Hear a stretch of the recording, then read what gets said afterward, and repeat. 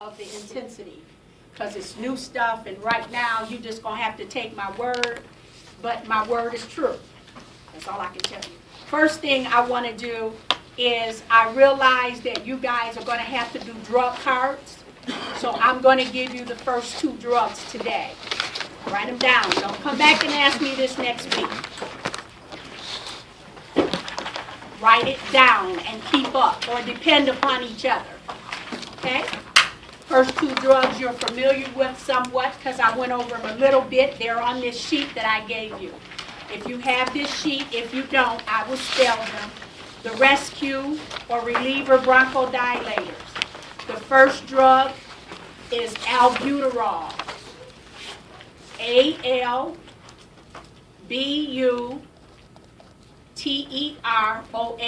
That's the generic name.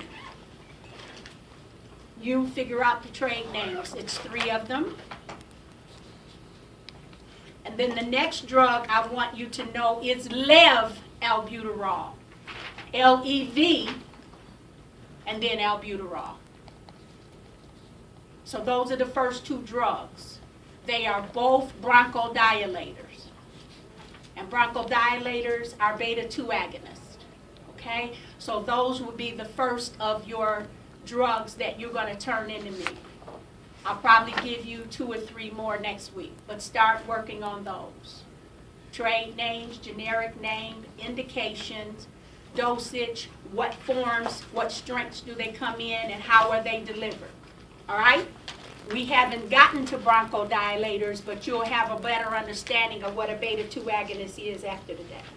You say the Lev-albuterol. Is it generic? Both of them are generic. Okay. You find the trade. Okay. Okay?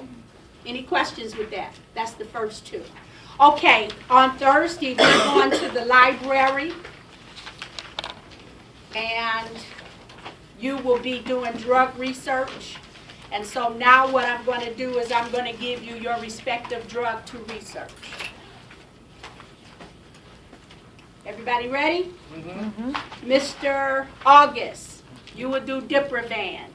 D-I-P-R-I-V-A-N.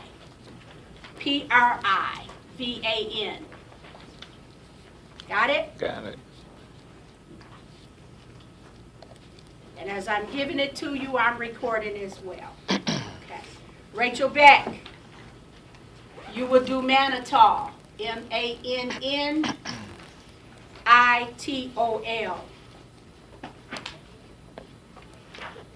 Got it? Got it. All right. Kyle, you will do lidocaine hydrochloride. L-I-D-O-C-A-I-N-E. Hydrochloride, HCl.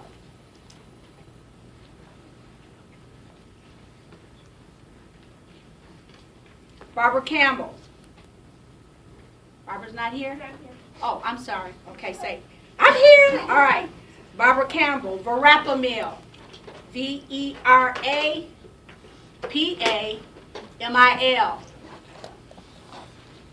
Got it? And these are drugs that we as respiratory therapists may not administer. In fact, we don't, but you need to be cognizant of them. Okay? All right, so Barbara has Verapamil. And next is Bill. Bill, you have digoxin. D-I-G-O-X-I-N.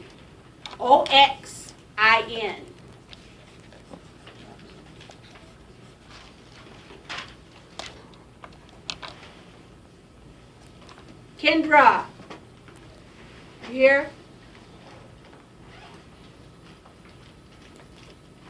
Okay.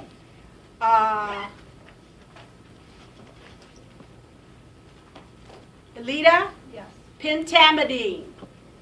P-E-N-T-A-M-I-D-I-N-E. Pentamidine. Got it? Yes. All right.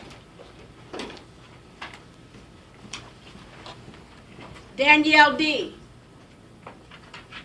Right here. Danielle D, you have nitroglycerin. N-I-T-R-O G-L-Y-C-E N. Got it?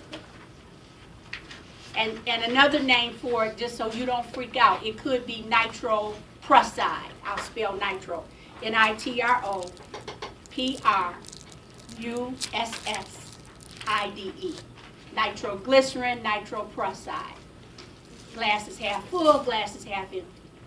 Got it? Okay.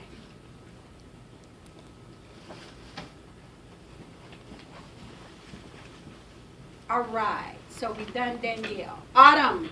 Here. Autumn, your drug is Curosurf. CUROSURF.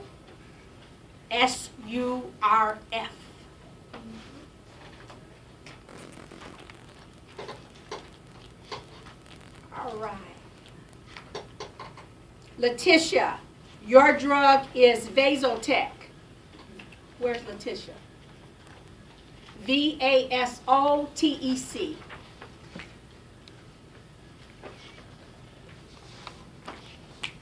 Got it?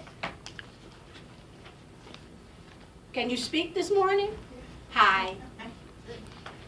All right. Amy Holmes. Hi. Hi. Wellbutrin. WELLBUTRIN. All right. Maria. Yes, ma'am. Prednisone. PREDNISONE. And you could see prednisone sodium, same thing. Okay.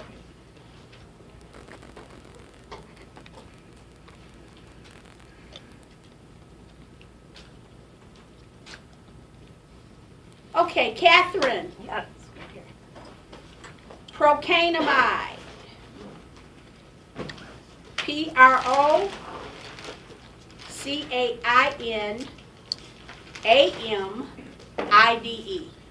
Got it? Yes. Procainamide. All right. Sherry. Good morning. Good morning. Furosemide. FURESOMIDE.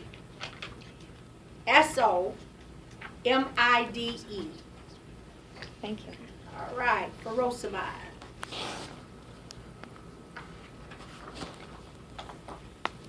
Doyle. Succinylcholine. SUCCINYLCHOLINE. And it may have chloride with it. It's succinylchloride. Okay? And then the clinical environment, particularly in ER, we call it suck. Sucks. Yeah.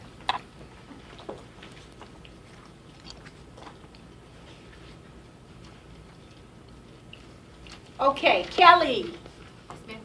All right, your drug is neostigmine. NEOSTIGMINE. And you may see neostigmine bromide. BR. It's still neostigmine. You're welcome. Jennifer Moore. Yes. All right, you have Versed, VERSED. That's the good stuff.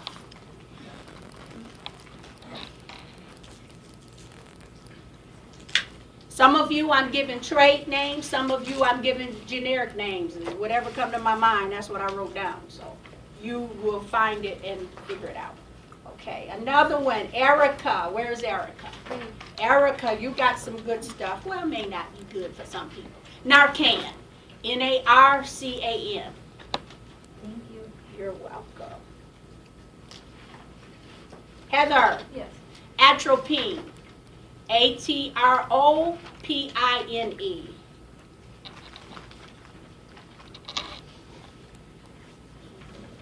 That may not have a generic name. Okay, atropine is atropine. It may not, but if it does, you let me know, but I don't think so. So don't get upset if you can't find a generic name for atropine. All right. Ganya. Yes. Bumex. BUMEX.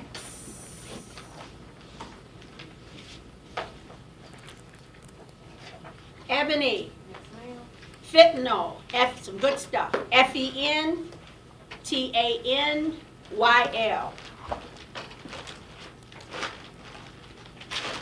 Amanda.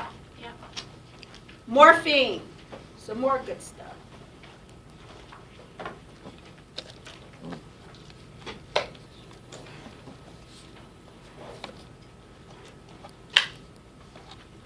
Laurel. Okay. Amiodarone. You ready? AMIODARONE.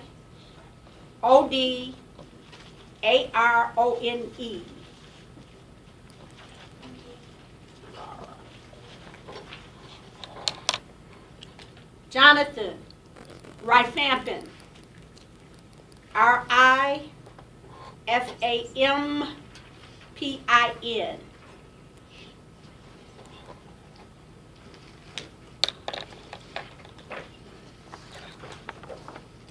Jessica Sherman. Jessica. Propranolol. PROPRANOLOL.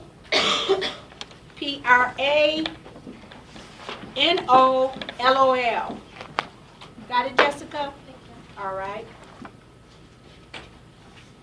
Now these are the drugs, again, you're going, when we go to the library, after the librarian shows you the electronic databases, you'll begin to search this drug, all right?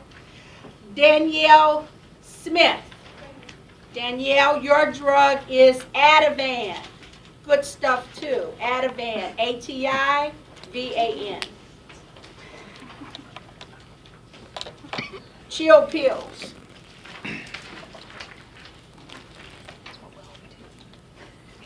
You gotta give somebody on your name. Michael. Panturonium bromide. PANCURONIUM.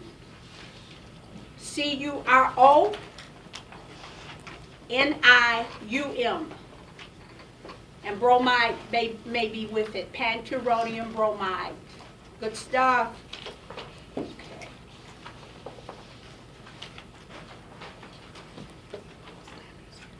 It's not Anita. Aneta? Yes. Did I get it correct? Yes. All right. All right. What do I want you to do? I gave John rifampin, so I have to give you isoniazid. Isoniazid. And you all are near each other. ISONIAZID.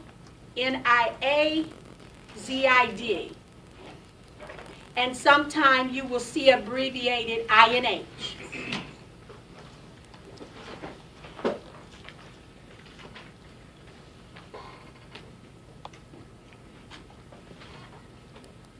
All right, who doesn't have a drug?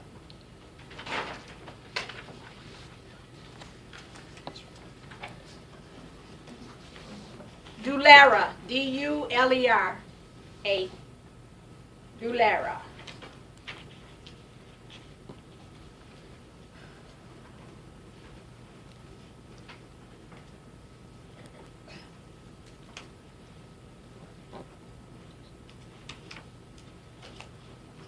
Everybody else has a drug. Okay, there you go.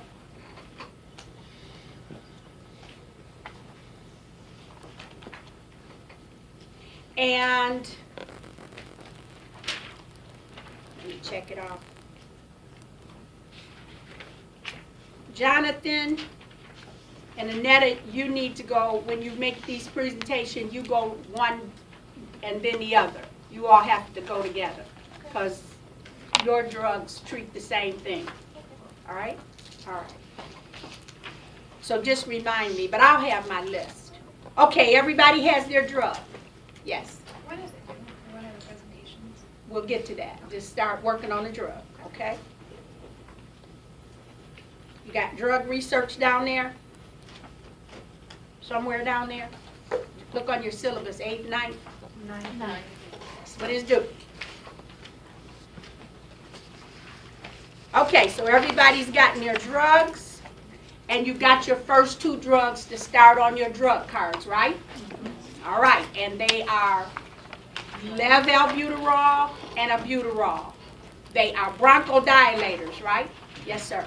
Did you spell it with a B or a D for biogenics, or was it a B or a D when you spelled mine? Let me find you. Where are you? Digoxin. D Okay. as in dog, Okay. IG, Okay. got it? Yeah. And see the oxen there?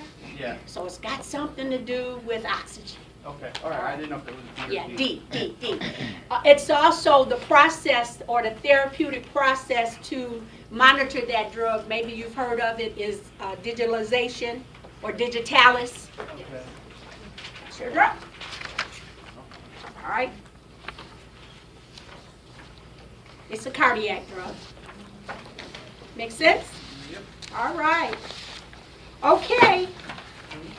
I was going to bring my cardiopulmonary A&P book, but I don't have it because I gave it to Miss Sharkana. So you can pull out your cardiopulmonary A&P books too. I'm going to refer to both this book and cardiopulmonary A&P, so you can see that in some references they're going to say the same thing. Okay? And I guess we'll start, I believe it's in chapter 1.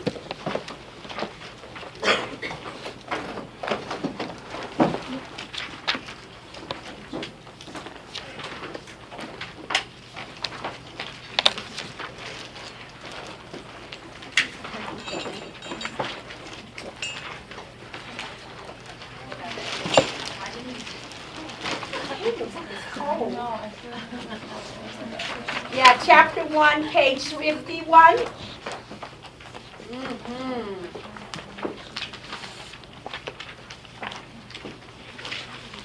Chapter 1, page 51, and then we could look at page 52. Okay? And then in your pharmacology, it's broken up into different sections, but I'll tell you what page. So what we're going to do is I'm going to do the neuro A&P for cardiopulmonary A&P, but that is the gateway to how to understand pharmacology. Okay, in order to understand what a beta-2 agonist is, you need to understand what the sympathetic nervous system is. Got it? Because the drugs that we administer mimics the sympathetic nervous system. So if you're going to act like me, you have to know who I am and how to follow me, right? All right, so neural control. The lungs are mechanical. They have to be instructed and told what to do. If they don't receive messages from the brain, you don't breathe.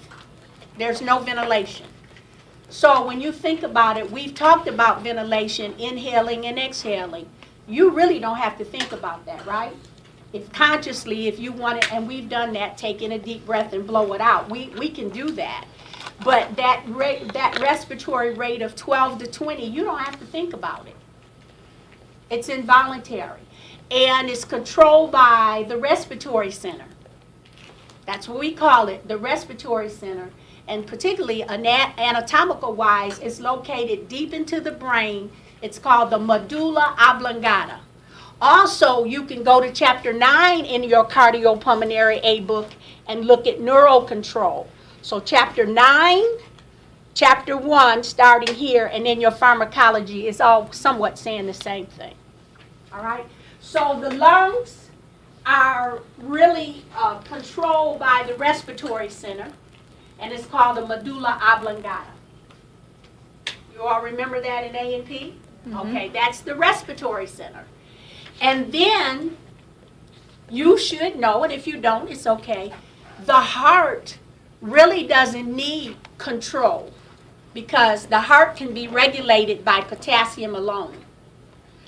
But the heart will allow some influence because the heart works along with the lungs. Does that make sense? So in that respiratory center, its purpose is to regulate our lungs and regulate our heart. And I'm going to explain how. So that respiratory center, we can call it the cardiopulmonary center. Make sense? Cardio what? Heart, pulmonary, lungs. So we have neural control for both in the brain, particularly the medulla oblongata, right? Everybody with me? because we're going for a ride here. All right, so parts. Parasympathetic. Everybody say Para. sympathetic. Sympathetic. That's one part, and I generally write it PNS. And then the next part is sympathetic. Everybody say sympathetic. Sympathetic. Sympathetic.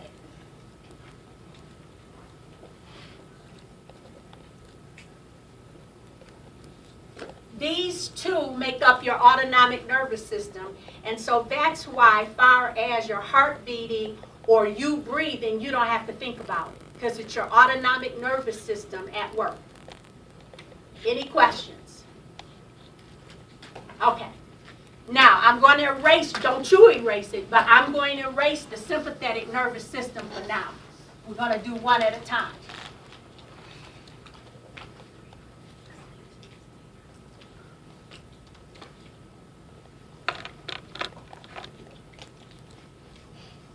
The purpose of your parasympathetic nervous system, this little fella here, is to maintain homeostasis.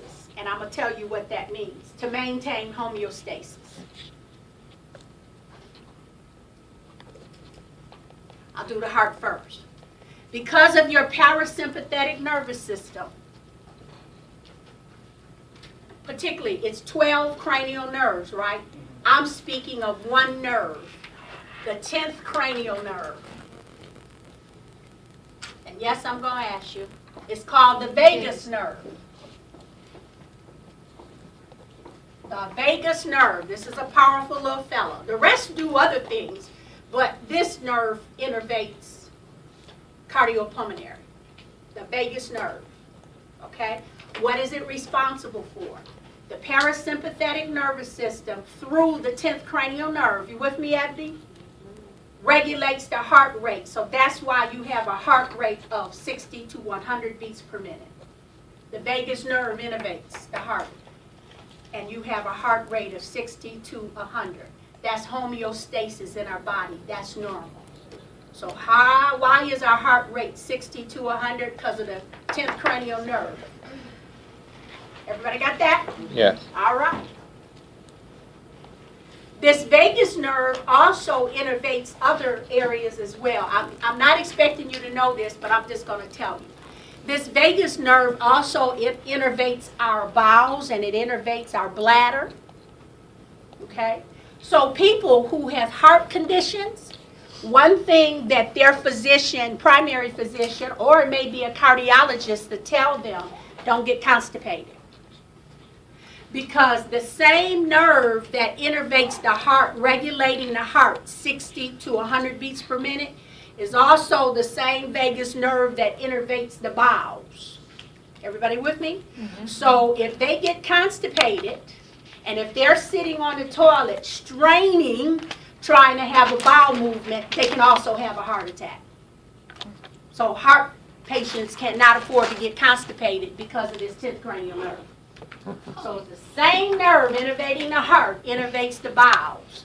The same nerve innervating bladder and other things as well. But that's just an example. So that's heart. Because of the 10th cranial nerve, our heart rate is 60 to 100, and that's homeostatic. That's normal. 10th cranial nerve, vagus nerve. It regulates it. It keeps it normal.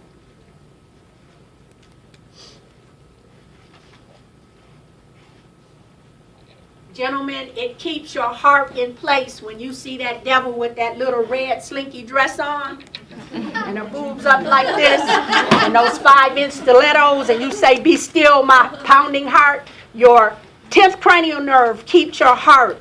Your body may do other things when you see her, but the 10th cranial nerve maintains that heart rate 62 to 90. Thank God for the 10th cranial nerve, right? All right, that's heart. Let's talk about lungs. Your respiratory rate is 12 to 20 breaths per minute, right? Yes. What regulates it 12 to 20? What keeps it between 12 and 20? Guess what? 10th cranial nerve regulates your your respiratory rate 12 to 20. That's homeostatic. That's normal. Everybody with me? Yes. All right. You went through cardiopulmonary A and P, and you probably talked about defense mechanisms, yes? Yes. Okay, what's the first defense mechanism up in the upper airway?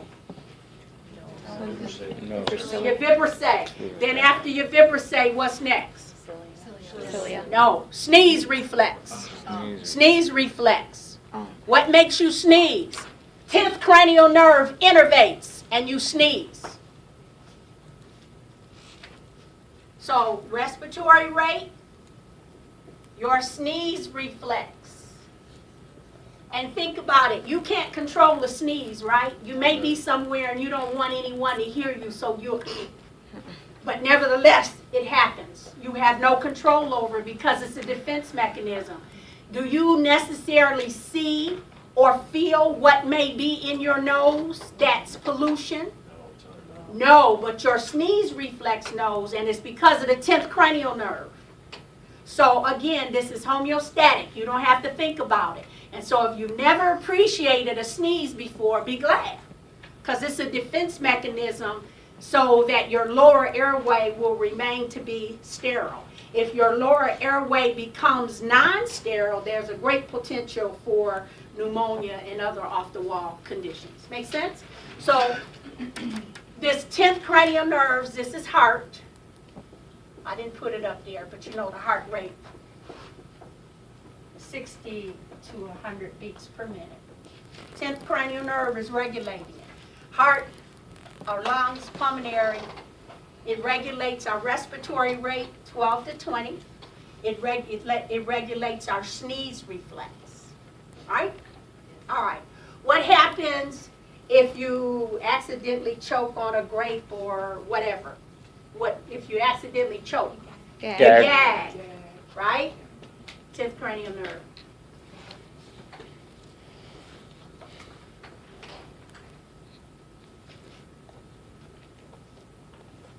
And then what's the next defense mechanism? I know we have the cilia there. They're doing their thing.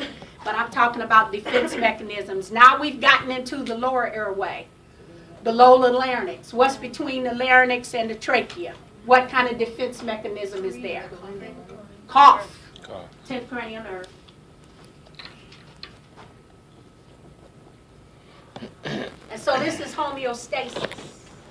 So this 10th cranial nerve is responsible for maintaining a normal respiratory rate. It's responsible for your sneeze reflex, your gag reflex, and your cough reflex. That's homeostasis. That's normal. 10th cranial nerve. It's the vagus nerve. And the book will tell you a few things about your eyes and whatever, but you need to know this.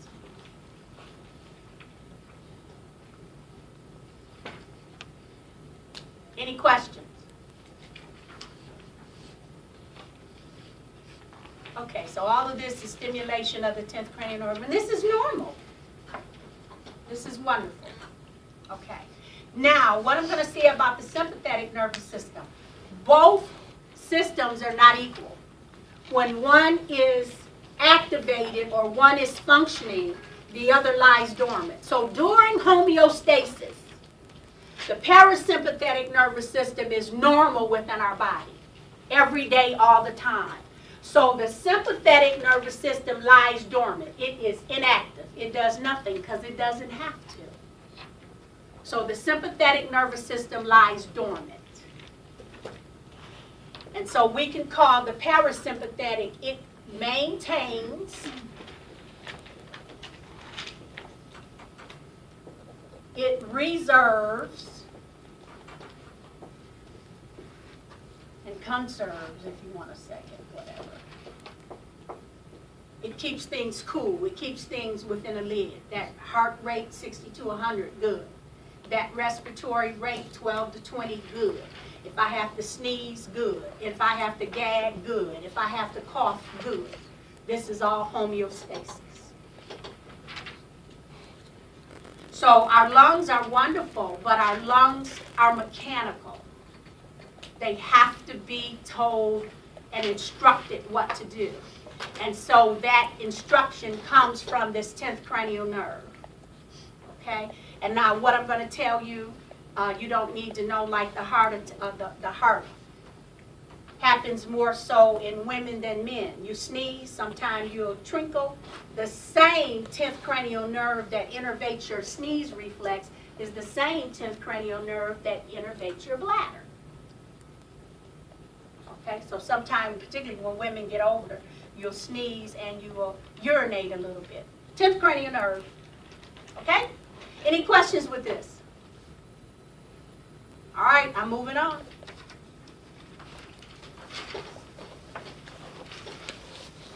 We're going to come back to it. This is normal. Now what I'm going to talk about is not normal. What happens?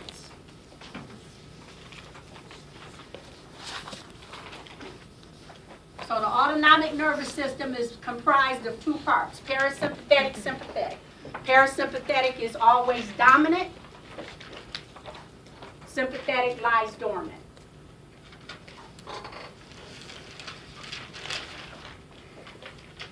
And that's what your book is saying.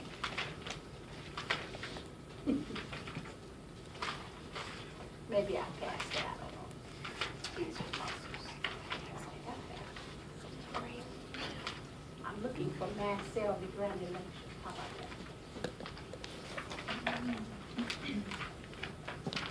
Did you take it? Nope, here it is.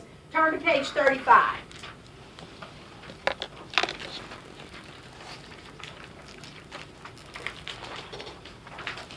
Yeah. Page 35. See where it says asthma attack? Yeah. All right. Now we have to get into a little pathophysiology, but I got to get into the pathophysiology so you understand why we're studying pharmacology. Okay. Asthma attack is not normal. This is only in asthmatics. And this is not the asthmatic that wheezes because they're doing exercises. This is an asthmatic like me who's allergic to dust, allergic to dog hair, allergic to cats, allergic to grass, allergic to tobacco, allergic to shrimp, allergic to crab, allergic to lobster. If I come in contact with that stuff, it's going to make me wheeze, have an asthma attack. So one term that you learn that is a very general term, but it's indicative of asthma, but it can be other reasons, is hypersensitivity. Hypersensitivity or hypersensitive airway. That's what happens in an asthmatic. Their airway becomes hypersensitive.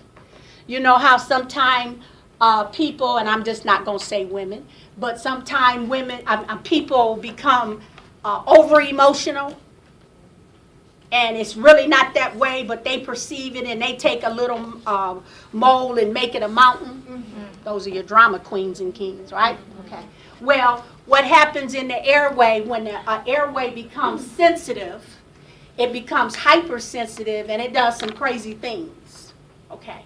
So now we're going to talk about an asthma attack. And I'm going to talk about asthma attack from an anatomical perspective, and then we're going to go to cellular level. Anatomical perspective, what happens? They have bronchoconstriction, bronchospasms. They begin to wheeze.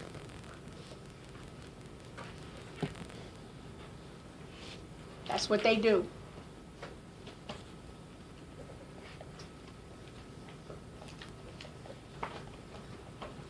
And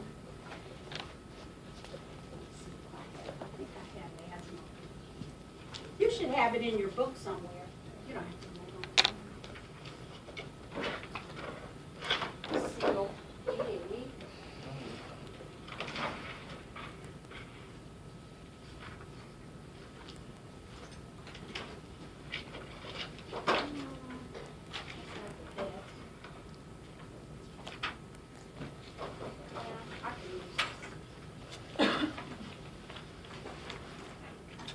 get around you. Don't worry about it. I should have had this out soon. You're okay. Don't worry. I'll make it. Okay. We discussed a little bit, and then you should have been learning in cardiopulmonary A&P. I talked last week about these clusters, of course, are the alveoli. But when you talk about asthma, It's not the alveoli that is diseased. What page are you on? Page 53. You can look at page 53 in your cardiopulmonary A and P, but I want you to hold on to 35. What happens is all your airways have cartilage around it to support it, so when you exhale, they won't collapse. Remember I said that? All right. They also have muscle around it. So when we talk about a hypersensitive airway, what we're saying is for whatever reason, the muscle begins to constrict and tighten the airway. And so when the muscle begins to constrict and tighten the airways will go into bronchoconstriction, or synonymous term, bronchospasms. Make sense? Okay. And so you learned, I think, last week you did, in general, we will administer a beta-2 agonist or a bronchodilator, right? And that bronchodilator will then open up and relax those bronchi. Yes? All right. So that's what happens when an asthmatic begins to wheeze. The airways begin to constrict. And so if this is an airway and air is going in and out and it constricts, what is that going to do to airflow going in and out? It's going to slow it down. And so then you, as a respiratory therapist, will see the patient in what we call distress. Their respiratory rate will probably go up greater than 20, right? You'll see them tachypnic.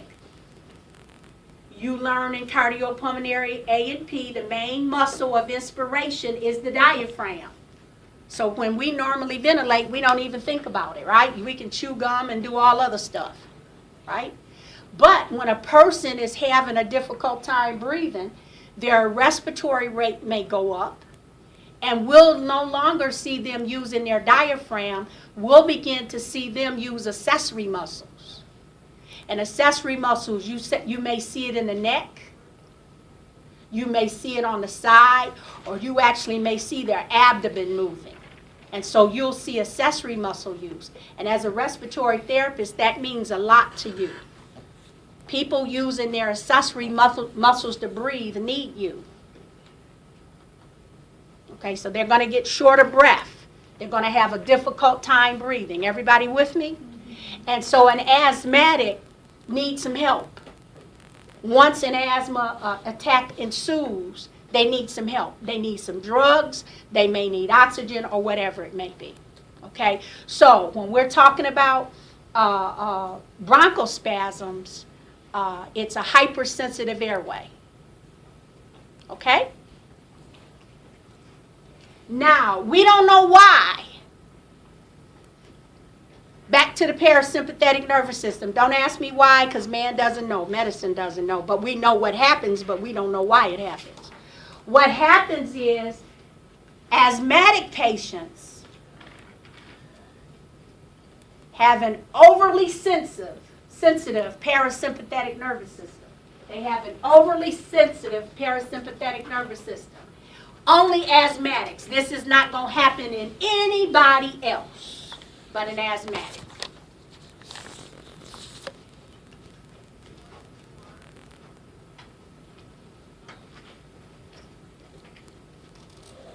They have an overly sensitive parasympathetic nervous system. And that parasympathetic nervous system, remember I told you the purpose is to maintain, right? Conserve, reserve. The heart rate 60 to 100, the respiratory rate 12 to 20. But when that parasympathetic is overly stimulated in the asthmatic, so increase in the parasympathetic nervous system in the asthmatic only. Whatever, I don't think it's spelled right. I wouldn't do good on Wheel of Fortune. Is that right? No, I got an H missing. Okay, asthmatic. What it does, it causes bronchoconstriction.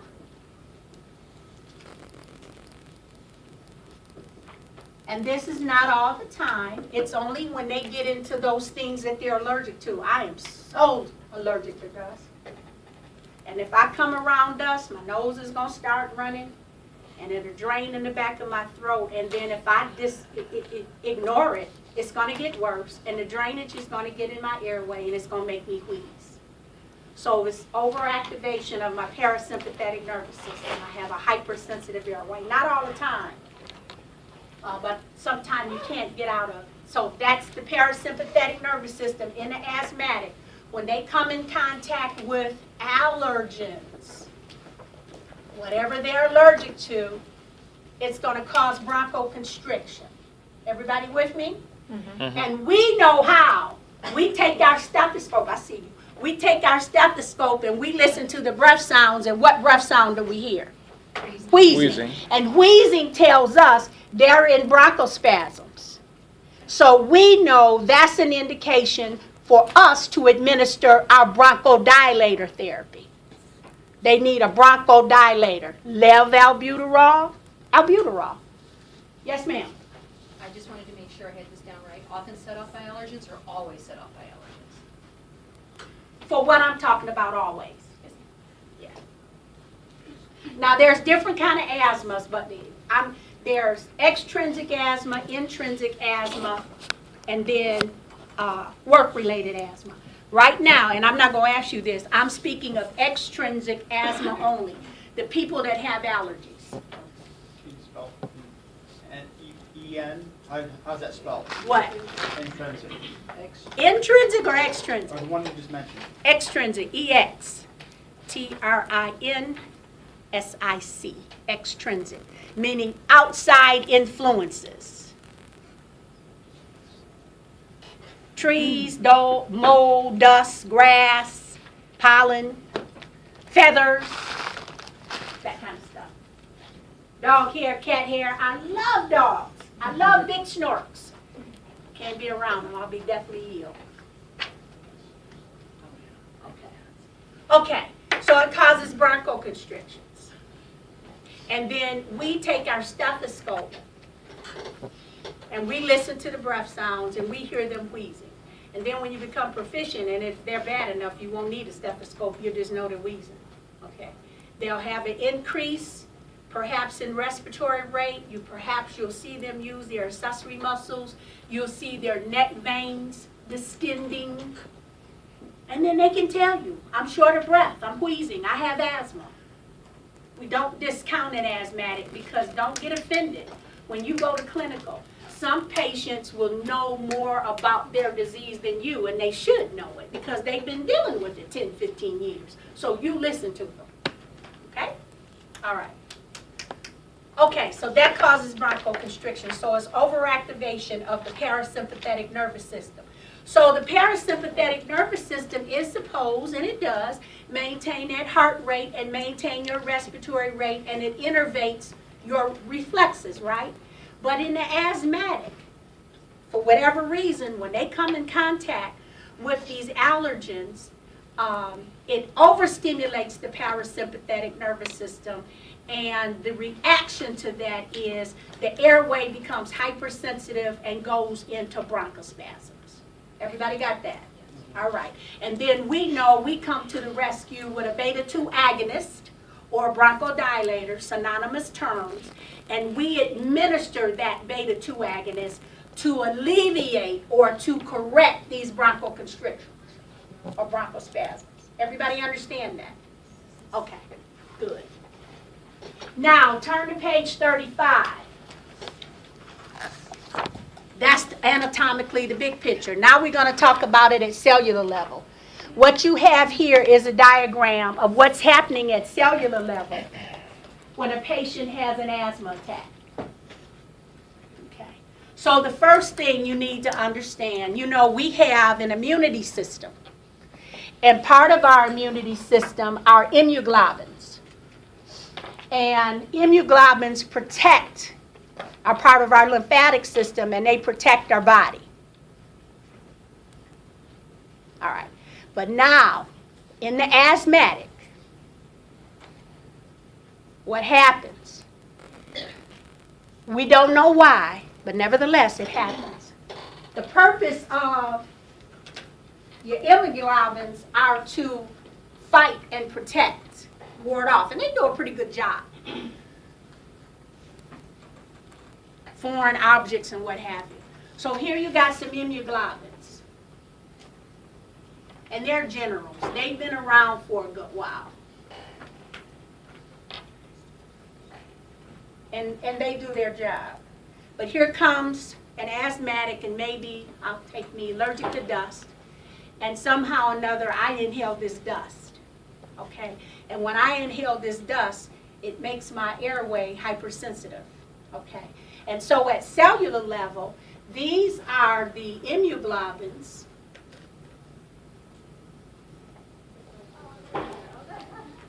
or the antibodies.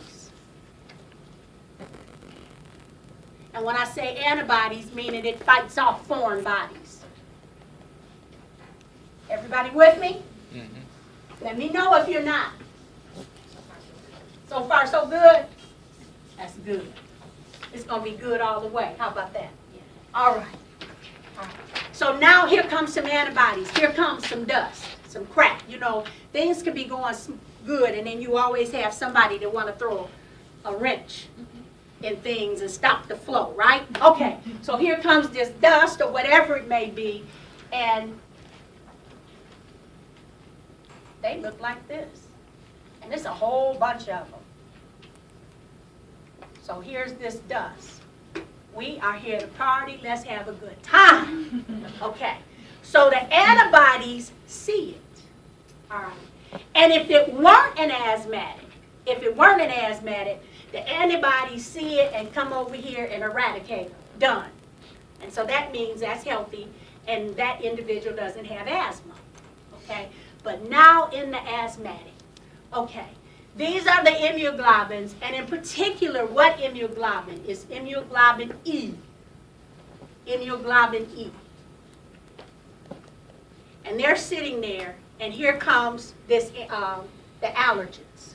This is the allergen. And it's dust. Okay? Now, what are these antibodies supposed to do? Get rid of it. They're supposed to get rid of it. They're supposed to eradicate it, right? But in an asthmatic, these immunoglobulins E say, let me check this out. So what the immunoglobulins E will do, they have an opportunity. All antibodies can mutate.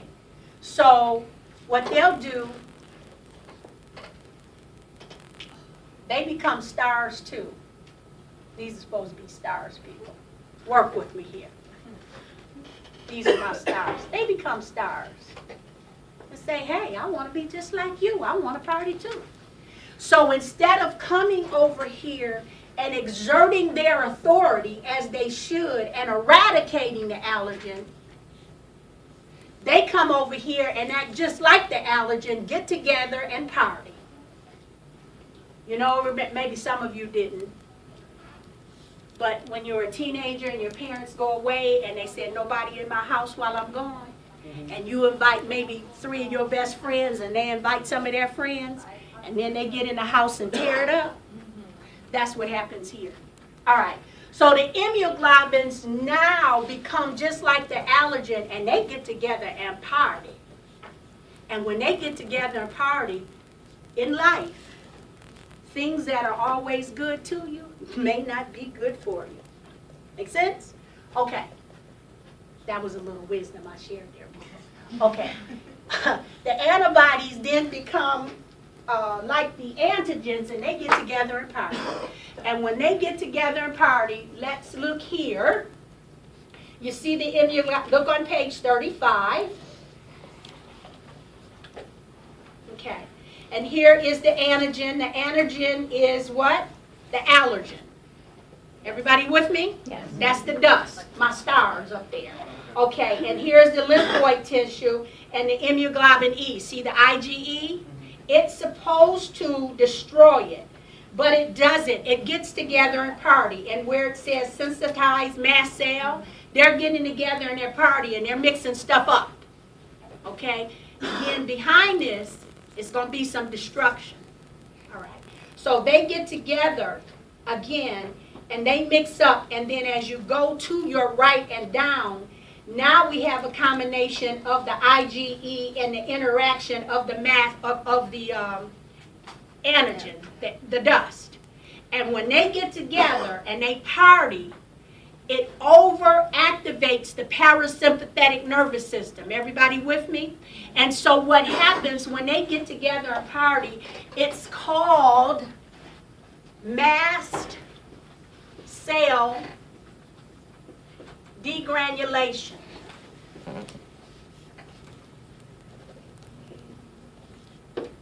And that's overstimulation of the parasympathetic nervous system. Mast cell degranulation.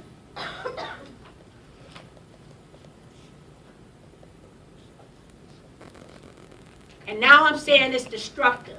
It begins to release chemicals at a cellular level. And where does it release these chemicals? In the airway. And when these chemicals are released in the airway, the reaction or the response is bronchoconstriction. And so let's look at some of the things that are released. See where it says, see asthma attack?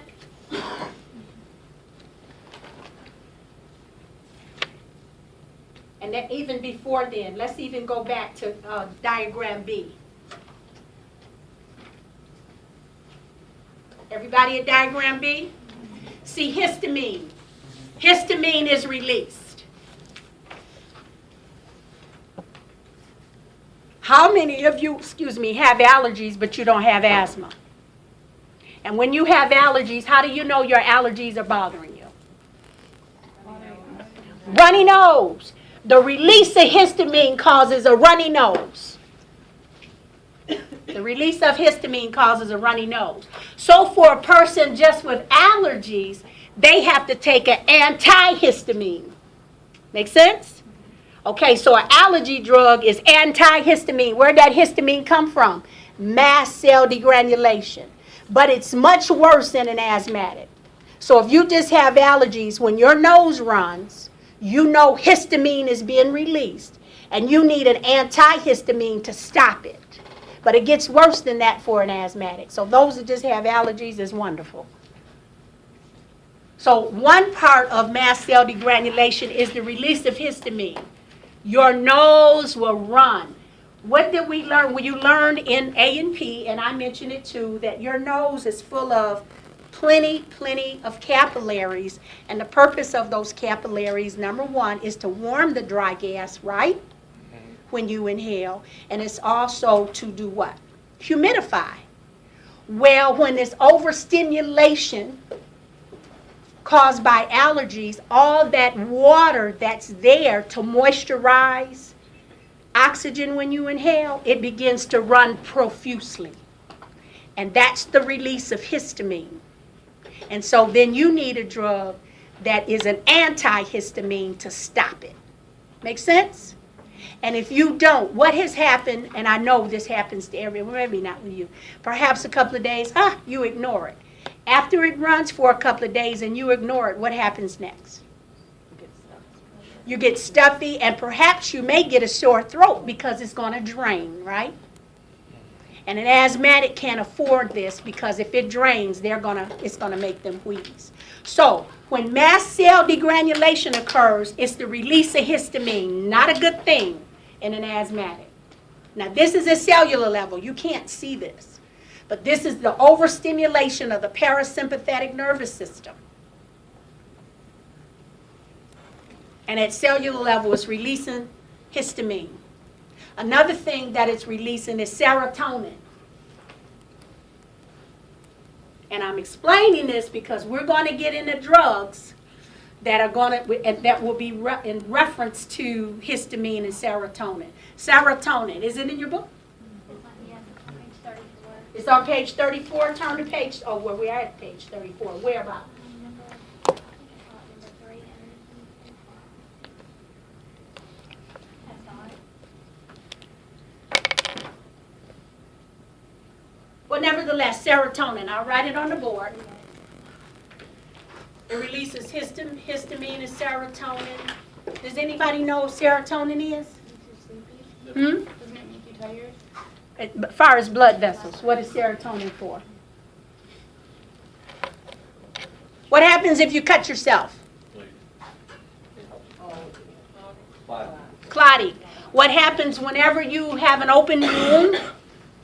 Histamine and serotonin automatically go to that site, and they cause vasoconstriction, and it stops you from bleeding. That's wonderful, right? But if serotonin and histamine is released in the airway, it's going to cause bronchoconstriction. That's not so good. Make sense? It's good. It'll stop you from bleeding out. Does that make sense? All right. But when histamine and serotonin is released in the airway, a person is going to experience bronchospasms. And what kind of patient am I talking about? Asthmatic. This don't happen to non-asthmatic people. So those that just have allergies, don't start freaking out and think you're going to develop asthma. If you don't have asthma, you don't have asthma. All right? No hypochondriacs in here. This is only for the asthmatic. And I'm explaining it at cellular level, and therapists must understand this at cellular level in order to understand how your drugs work. Because it's dangerous if you administer something and you don't know how it works. If you don't know how it works, you don't know what to assess to see if it's been effective or not. Make sense? All right. So the antibodies will party with the allergens, cause mast cell degranulation. It releases serotonin. It releases histamine. And it releases other things. I'll just put up here leukotrienes. And all this stuff is not good. And all this together, the release of it, the mast cell degranulation, causes bronchoconstriction.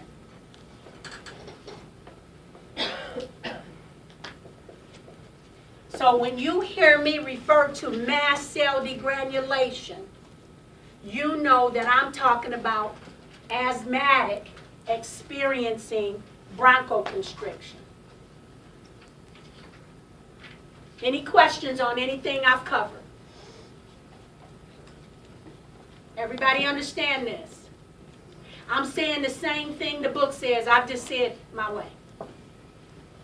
You can read it. You don't have to take my word for it. Yes. What effect does heparin have on the broncho? It'll make it constrict as well? All of this stuff being released makes it constrict.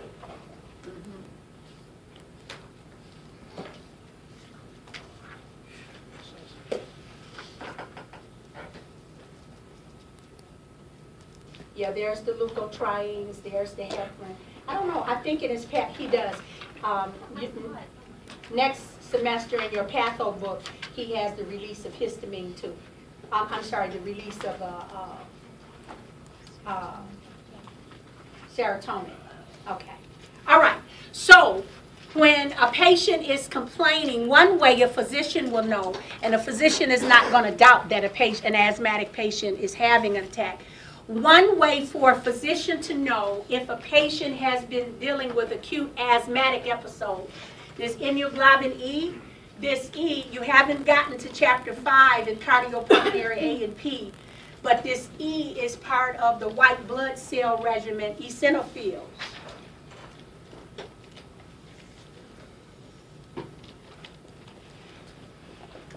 What is an eosinophil? Eosinophil is part of your antibodies or immunoglobulins, and so we don't know why, but the immunoglobulin E, which are the eosinophils, what the doctor will do, in addition to seeing the clinical manifestation that the patient is presenting, right, may take some blood.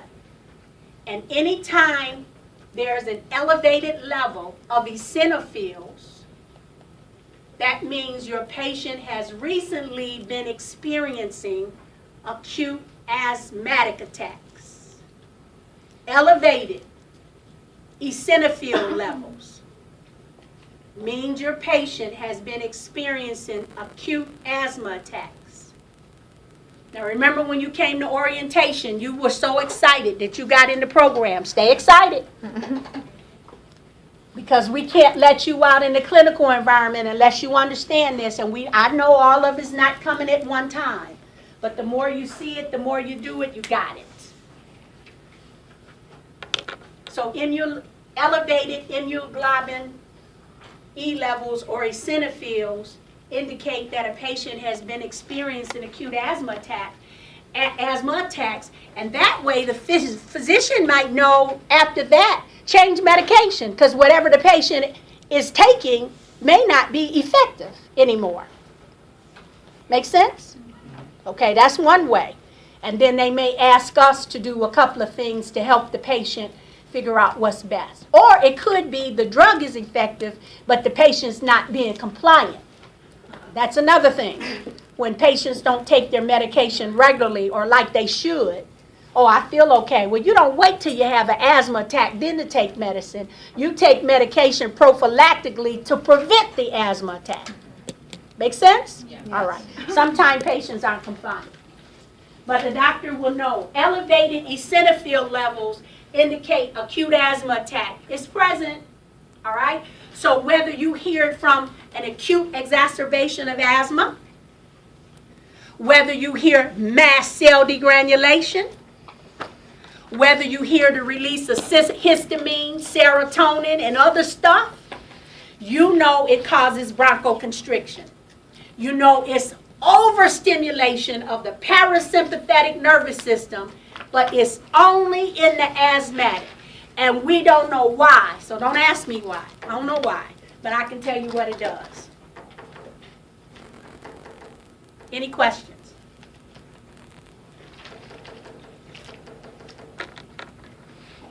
Okay, so here we go. If we have drugs that we can administer, and I say we would not administer this drug, but let's say a person is going on a cruise. There's a patch. Anybody been on a cruise and had to take the patch? It's transdermal. It's called, I'm not expecting you to know it, it's called scopolamine. Okay. And so what scopolamine does, it alleviates nausea. Some people, when they go on cruises, have nausea. Well, scopolamine is a drug that mimics the parasympathetic nervous system, meaning you go on the cruise, you get antsy, your stomach hurts, you get nauseated. Part of the parasympathetic nervous system is to regulate peristalsis through your digestive tract, right? So this drug will chill. Scopolamine will chill, and so you won't become nauseated. Everybody with me? Mm-hmm. All right. So any drug, I'm just giving you an example, any drug that is administered to a patient and it mimics or serves the purpose to enhance the parasympathetic nervous system. Everybody with me? It's called a parasympathomimetic. Parasympathomimetic.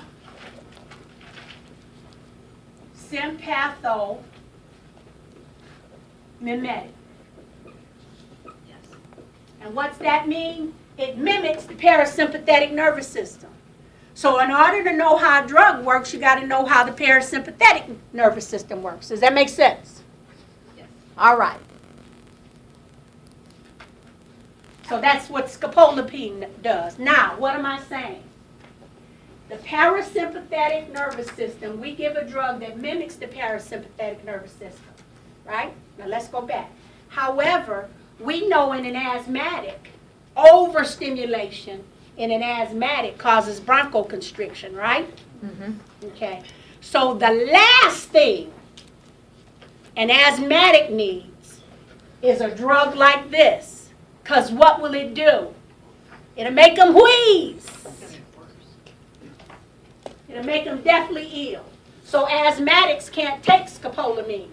Ask me how I know. You've been there. Yeah, I wouldn't take it. I do better. No, I can't take it. So asthmatics cannot take parasympathomimetic drugs because in the asthmatic, it's going to cause mast cell degranulation and cause them to wheeze, and it may kill them. Does that make sense? If this mimics the parasympathetic nervous system, and we know mast cell degranulation is caused by overstimulation of the parasympathetic nervous system, We then know that asthmatic patients can't take these kind of drugs. Have to give them something else. So I don't take any parasympathomimetic drugs. I have asthma, and don't give it to me. Yes, In the event that somebody did do that, they got to get to the hospital. so that your inhaler isn't really gonna do a whole lot for them, they've gotta go. They got to get to the hospital. So this is even if you're not in the midst of an attack, no matter what. It doesn't matter. It will Right now. provoke an asthma attack. Okay, that's what I wanted. It will provoke it because you got hypersensitive airways. So it's just gonna double it. It's going to make it worse. Everybody understand what I just said? Yes. What are some other examples of those kinds of drugs? A patient who has glaucoma, and they give parasympathomimetics for glaucoma, but an asthmatic can't take it. Can't take it. They have to do something else for them, and so they've come up with newer drugs. It's wonderful for the ocular pressure, but it's going to cause them to wheeze. Everybody got this? All right, so let's go back through it. Mast cell degranulation. Do I need to expound upon that? And I'm going to go to Pharmacology book and find it in the Pharmacology book. I saw it this morning, but I do not know what page I saw it on. I'm like, yes, it's here. Probably in, I don't know if it's in the bronchodilators or, I saw it somewhere. Let me find it. I should have marked it. Too much like right. It might be in the, yes, turn to page 206.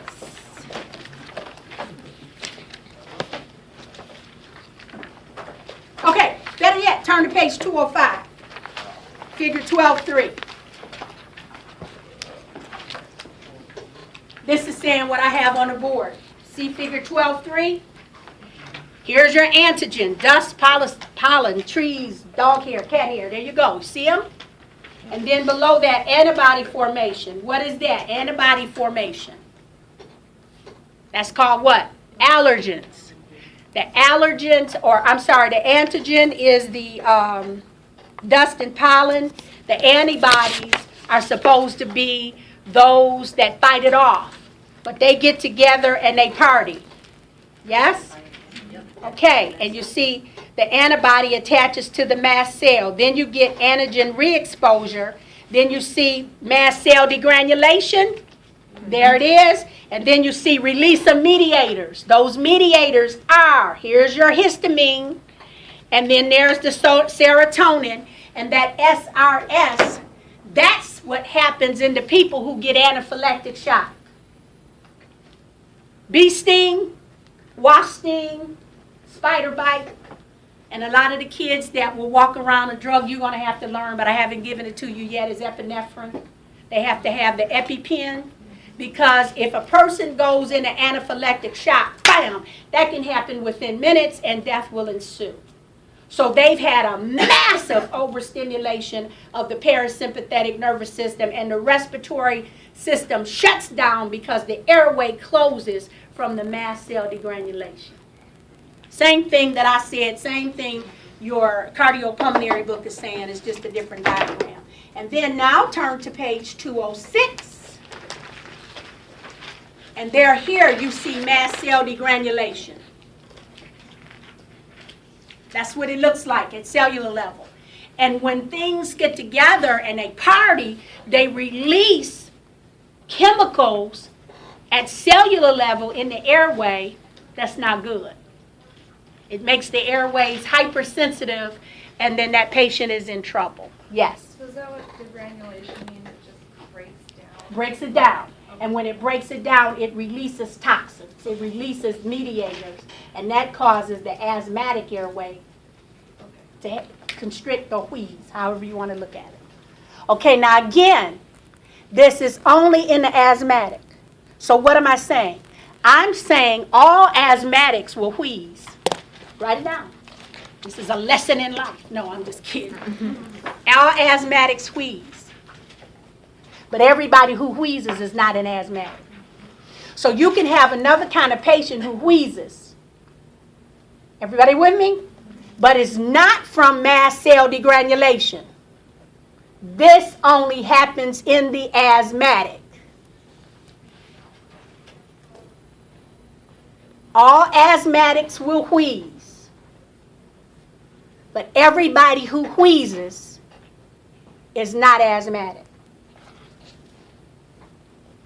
So when I refer to mast cell degranulation or elevated eosinophils, I'm only talking about or referring to the asthmatic with allergies. Okay? Because other kind of patients, a pneumonia patient can wheeze, COPD patient wheezes, but their issue is not mast cell degranulation. Everybody understand that? All right. Is everybody with me? Everybody understanding what I'm saying? Because I'm expecting you to know this. It's going to take a while, but after a while, I'm not going to even talk about an asthma attack. If I refer to mast cell degranulation, you're supposed to know what I'm talking about. If I refer to chemical mediators, you at least name 2 of those mediators, histamine and serotonin.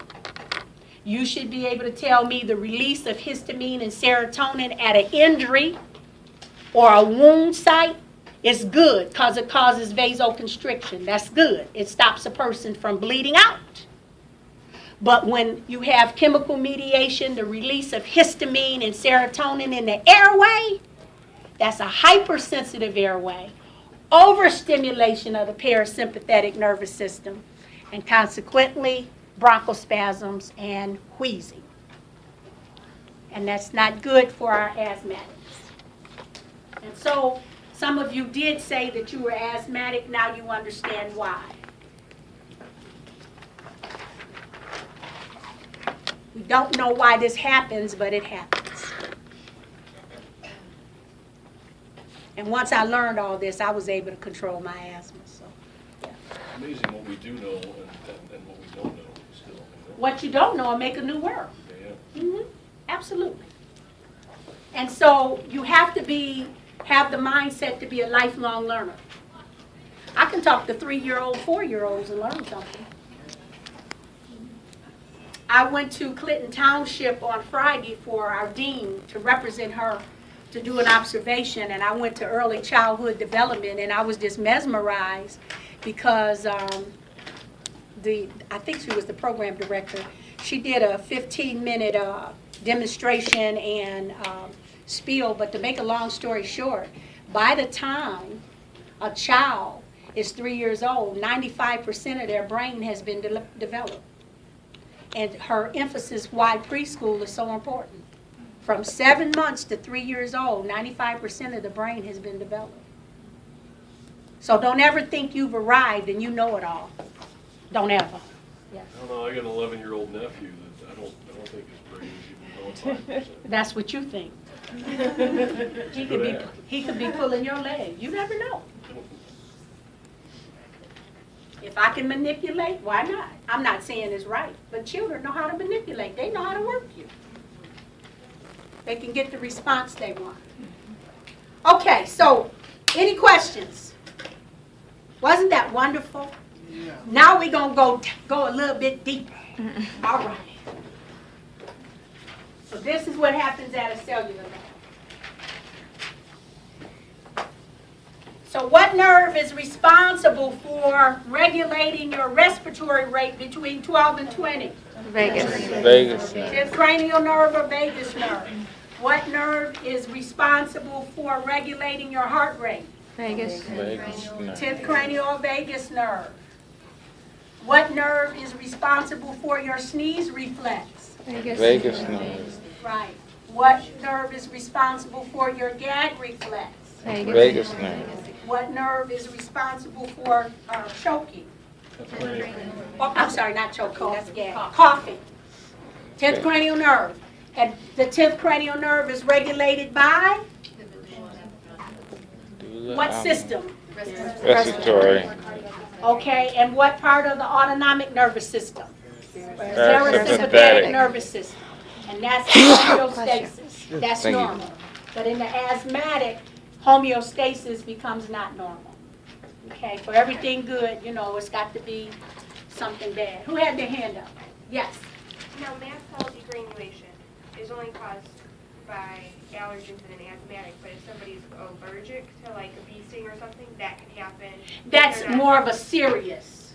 That's very serious. And hopefully, if that individual does recover, then they know that they're allergic to bees or whatever. Yeah. And it could happen one time and never happen again, or it could happen every time they get stung by a bee. So it can happen. It can happen, but everybody who gets stung by bees It's doesn't gonna experience mast cell degranulation. Okay? All right. Any other questions? Okay. When we talk about, let me see if it's in your A&P book, and if it's not, I know it's in pharmacology.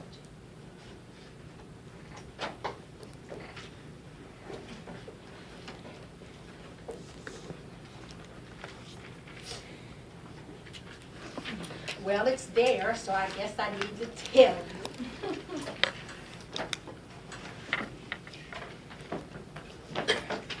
Look on page 35 under C, and it says asthma attack. It's three reasons why people wheeze. And so this will support what I told you. Everybody who wheezes is not an asthmatic. Right under asthma attack. This is why patients will experience bronchospasms or bronchoconstriction. You know these terms are synonymous.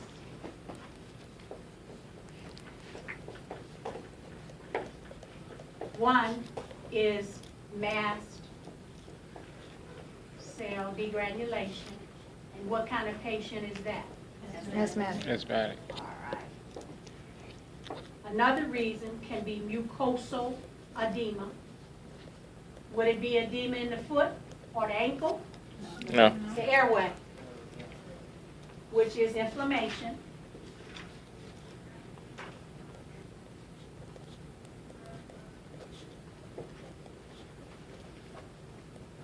Mucosal edema or inflammation. It can be, I can say bronchial edema, same thing. Everybody with me? So write it down if you're uncomfortable, because I'm talking about the airway now. Bronchial edema. Okay?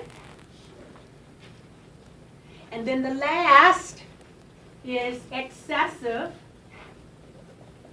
secretions.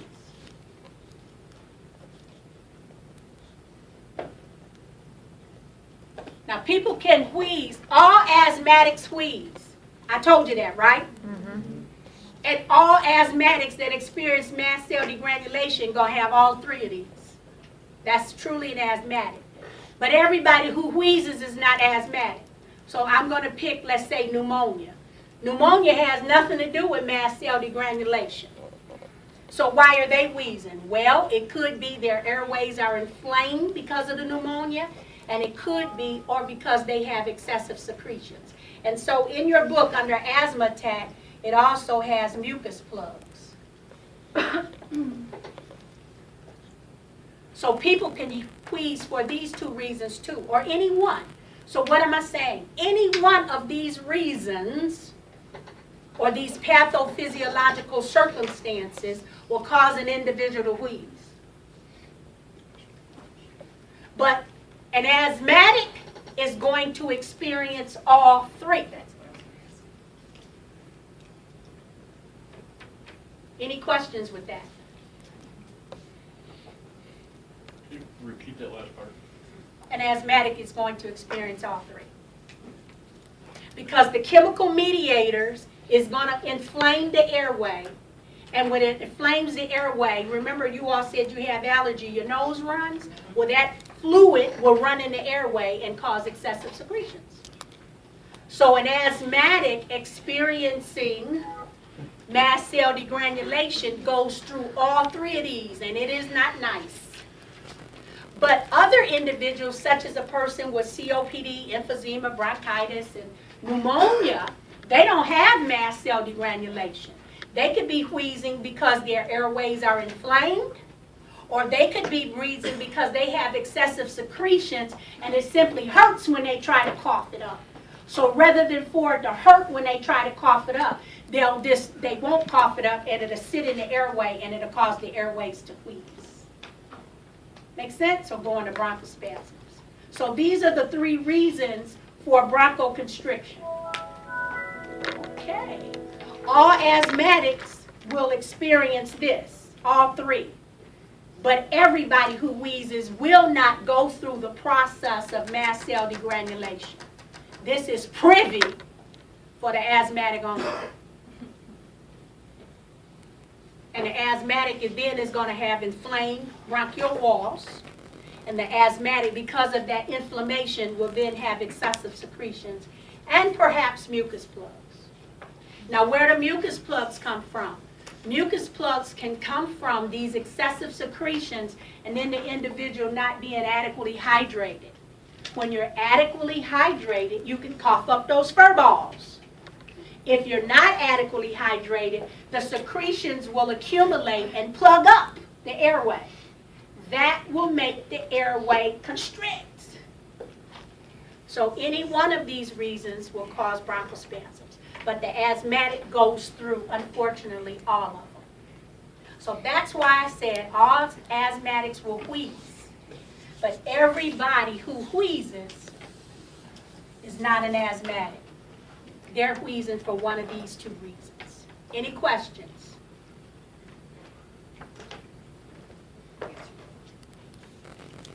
Everybody understand this? I know for some of you, you're going to have to take it away. I hope you can read your notes. All right. Everybody clear? Do I need to repeat anything? Okay, cellular level. Let's go back to cellular level. Okay, this all stuff was parasympathetic. So you learned normal homeostasis, then you learned about the parasympathetic in an asthmatic, right? Now, the parasympathetic won't act up on an asthmatic unless they come in contact with the allergen. Make sense? So if you stay away from the allergens, the parasympathetic nervous system is okay. But if you come in contact with the allergen, it's this kind of like you have a friend and you all are really friends, or so you think. But then when somebody else comes around, your friend acts like they're not your friend. Is that a good analogy? Did somebody catch that? All right. That's what happens with the asthmatic and allergens. Okay, at a parasympathetic, at a level, I gave you a handout. I'm not expecting you to look at the handout, but perhaps that yellow handout, you can pull it out after. You don't have to pull it out now. I don't want to confuse you. Pull it out, and then maybe you'll have questions for me on Thursday. Don't forget you're having a quiz Thursday, and some of this stuff will be on it, but don't get your panties in a wad. I'll take care of it. Okay. We talked about the parasympathetic nervous system. The parasympathetic nervous system, when you have the parasympathetic nervous system, there's an enzyme release. Anytime you have activity or energy exerted in your body, there are some enzymes involved. And so for the parasympathetic nervous system, we call this 3,5-GMP. And this G stands for guanocyclase. And anytime you see an ACE, it's an enzyme. Guanocyclase. So when you see 3,5-GMP, I want you to know at cellular level, it's reference to the parasympathetic nervous system. Okay?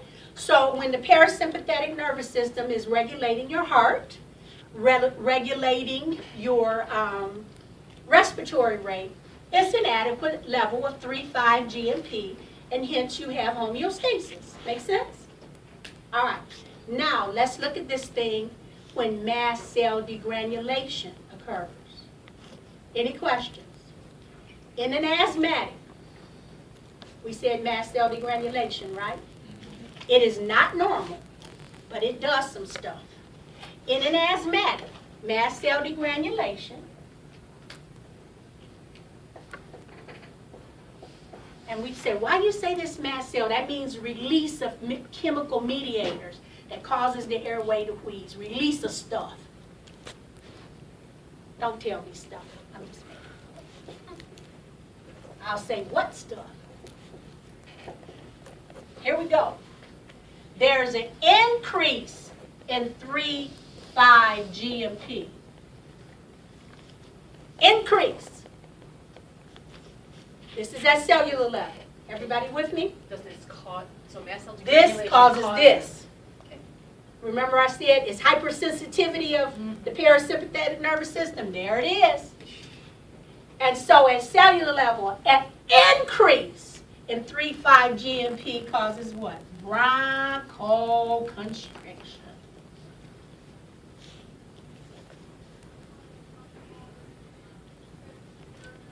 Now you say, Kathy Miller, you're nuts. No, I'm not. When we get into pharmacology, you're going to appreciate this. And that 3,5-GMP is an enzyme, is that what you said? Yep, that's an Okay. enzyme. The guanocyclase, the G, Okay. speeds up the reaction. So at cellular level, when you have an increase in 3,5-GMP, it causes bronchoconstriction. And this is only in the asthmatic.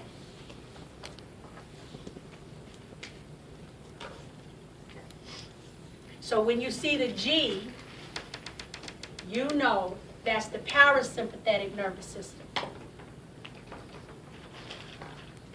What does the MMP stand for? Just don't worry about that. Just know the G. Because when I get to sympathetic, it's going to change. Okay. Okay? Is that G-U-A-N-Y-L? Yeah, guano. Everybody have this? All right. Now let's go to the sympathetic nervous system. I'm going to go to this. I'll go back to tell you what the sympathetic nervous system does, but I'm going to make a point here. So when we have an increase at cellular level of 3,5-GMP, remember I told you the parasympathetic and the sympathetic are never equal. They're equal in their responsibilities, they're equal in their authority, but on the homeostatic conditions, the parasympathetic nervous system is working and the sympathetic system is dormant, right? All right, so here's the sympathetic nervous system and here's the parasympathetic. But now here's the asthmatic that's come in contact with allergens and the parasympathetic nervous system is overstimulated. It's stimulated more than it should be. And by it stimulating, this enzyme, this action is going to increase. So at cellular level, it increases higher than it should and it causes bronchoconstriction. Okay? So here we come to the rescue, da-da, with our beta-2 agonists. What do beta-2 agonists do? The beta-2 agonists work off the sympathetic nervous system.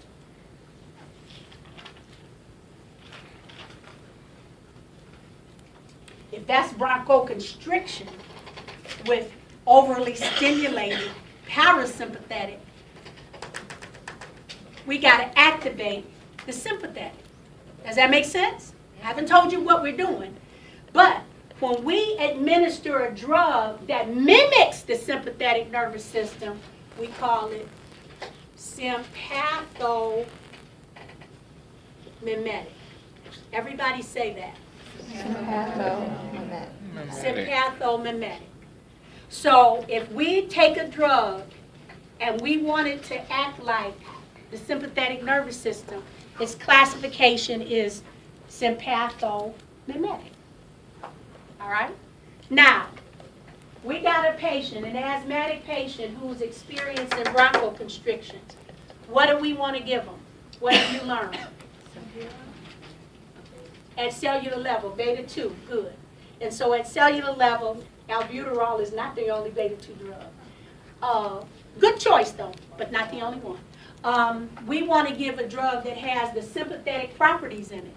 So at cellular level, what we want to do is increase 3,5-AMP.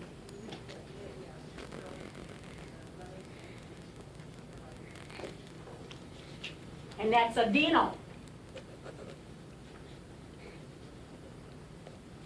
Cyclase.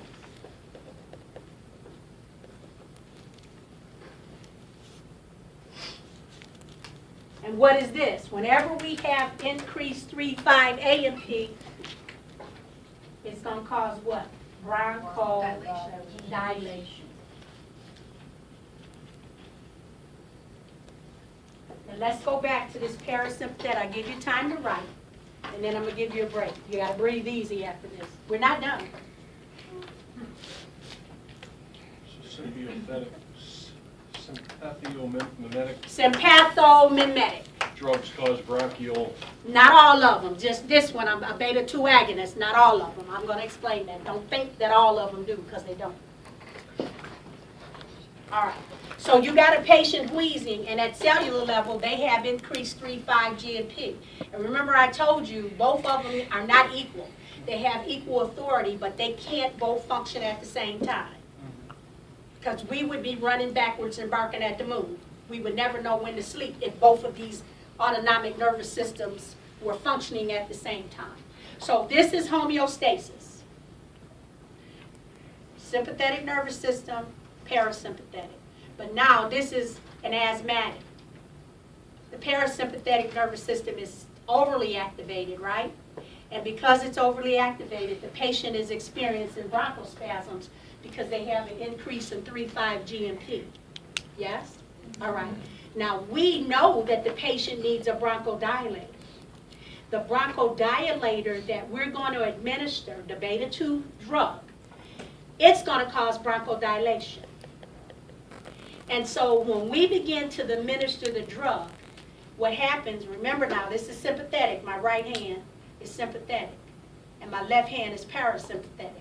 When we begin to administer our beta-2 drug, and we have an increase in 3,5 AMP, well, it was lying dormant.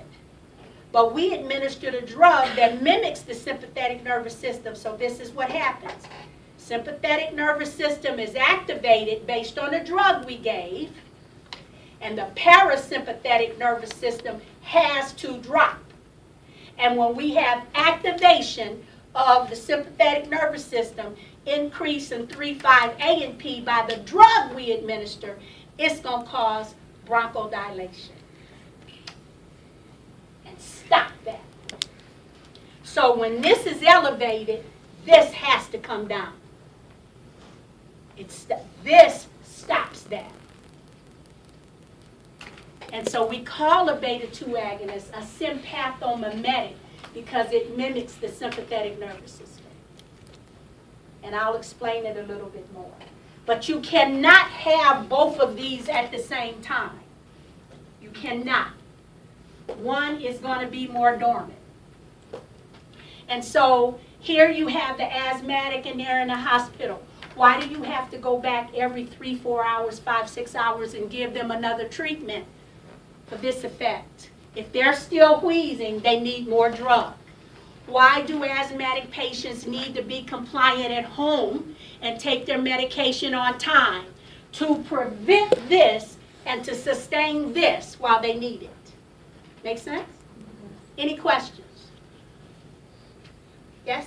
So all the time, when a person is asthmatic, they have their sympathetic nervous system is dominant as compared to para. No, this is when you administer a drug. Like when they're, so at that moment, so for that 4 hours time, this system is dominant. Yes, because you administered them a drug that mimicked their sympathetic nervous system. Their sympathetic nervous system couldn't do this on its own. So then we repeat the drug, so again it's QID, every 4 hours, however long they need it. Some asthmatic patients will be on drugs the rest of their life. But if they're not compliant, this is going to happen.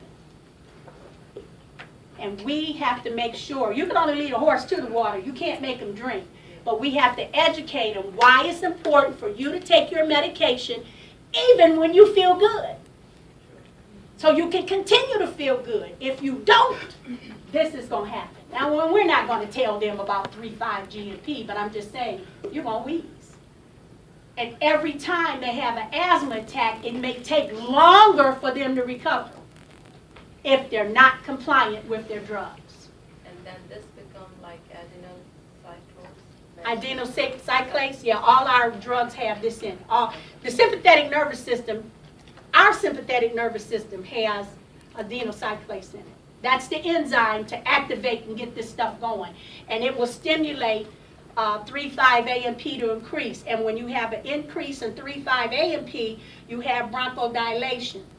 Parasympathetic nervous system must succumb to it. It must submit to that authority. And then that way the patient will get some relief and stop wheezing.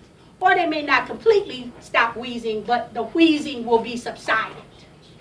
So basically AMP is just sympathetic nervous system, and when we are talking GMP, GMP, parasympathetic, you got it. And I'm going to ask it like that, yes. So the drugs that we give activate that enzyme of the Yes, ma'am. 3,5-AMP. Yes, And ma'am. My other question is, so if you had a patient that had horrible asthma, and maybe they had asthma attacks all the time, can you constantly be in a state of your sympathetic nervous system being elevated? No. So it No. would, it would That, have there's to other go. drugs that they'll have to take prophylactically. That's right. Okay. And they may need steroids. Remember, one of the reasons for wheezing is the bronchial wall inflammation. Okay. So they may need steroids or a drug called Asthmacort. It has a Stop the bronchodilator in it and corticosteroid in it. And it's synergistic and it comes in an MDI. And so we're going to go through when we need that and when we don't. And all this is tied into PFTs. How physicians know whether our asthma drugs and some other patients are, how the drugs are effective. We look at pulmonary function testing to see if there's been an improvement. And if there's been an improvement, maintain. If there hasn't been an improvement, maybe we need to do something else. So pharmacology, anatomy and physiology, pathophysiology, patient assessment is all tied in together. It's all tied in together. And this is how you, as a respiratory therapist student, need to begin to look at it. And some of you may be overwhelmed, but if you stick it out, remember, you were excited. I want you to remain excited. This is no secret, but respiratory therapists need to understand this. Nobody knows this like you do. You will have physicians to come to you and ask for a recommendation.